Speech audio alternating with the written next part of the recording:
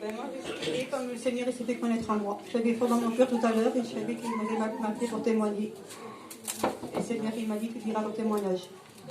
Alors, comment j'ai rencontré le Seigneur, moi? Alors, moi, c'est pareil. Je n'ai pas été élevée dans un foyer chrétien, pas du tout. Moi, mes parents, c'était les guérisseurs, c'était les saintes, c'était Lourdes, c'était ça. Pour moi, le Seigneur était mort. Et pour moi, il n'y avait qu'un Dieu. Pour moi, il n'y avait pas Jésus, il n'y avait pas Saint-Esprit. Il n'y avait pas Jésus, il n'y avait pas Dieu. Il y avait pas... Pour moi, je ne connaissais pas tout ça. Et on a grandi comme ça. Et je remercie le Seigneur parce qu'il fallait que je passe par une opération. Il y a 10 ans, 12 ans de ça, ma petite, elle va devenir elle a 20 ans, ma petite. Et à l'époque, elle avait 7-8 ans. Et c'est passé à Bordeaux, en terrain de ma soeur. Et je me suis fait opérer. Et l'opération, elle a mal passé.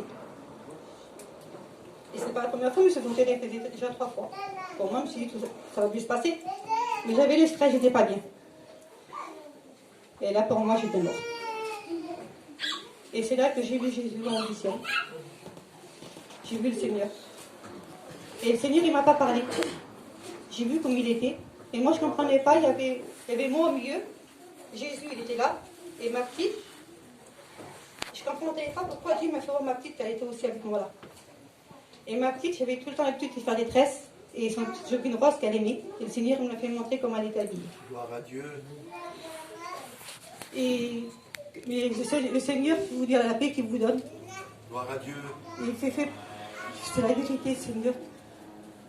La paix qu'il nous donne, il fait penser à rien. Même pas à tes enfants, même pas à ton foyer. Il donne l'Esprit Saint.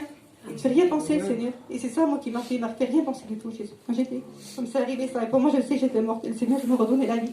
Amen. Et quand je me suis réveillée, vous savez, pour l'opération, il y a une chose qui m'a branché. Je n'avais pas la force, et Dieu m'a gâché, madame, je fais tout. Je remercie le Seigneur parce qu'il m'a donné la vie. Gloire à Dieu. Amen.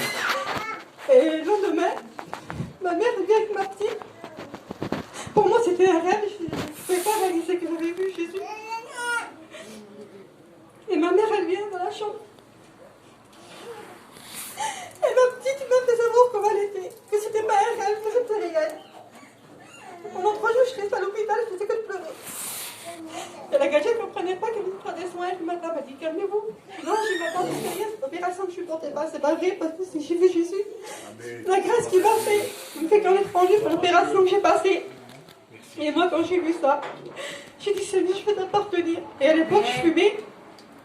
Je disais, Seigneur, à quel point, Seigneur Jésus, que je peux t'appartenir et faire les bonnes choses pour toi, mon Dieu.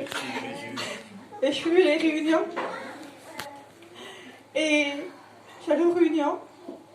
Et chaque fois que j'allais aux réunions, j'étais remplie de Dieu. Et j'ai dit, Seigneur, je vais arrêter la cigarette pour toi. Et le Seigneur, c'est pas ça, attends. J'ai arrêté. Il m'a délivré de la cigarette. Amen. J'ai arrêté pendant 7 ans. J'ai laissé tomber la main de Dieu. Vous savez, des hauts et des bas. Quand on va au foyer chrétien, c'est dur. Et je disais à lui, il ne comprenait pas. Et je remercie le Seigneur parce qu'il l'a fait à son temps à lui. Si je attends les jours où je ne sais pas lire, ma petite, elle sait lire. J'ai ma fille du moins un verset. Et sur ce verset, c'était ne tarde plus, lève-toi et baptise-toi. Amen.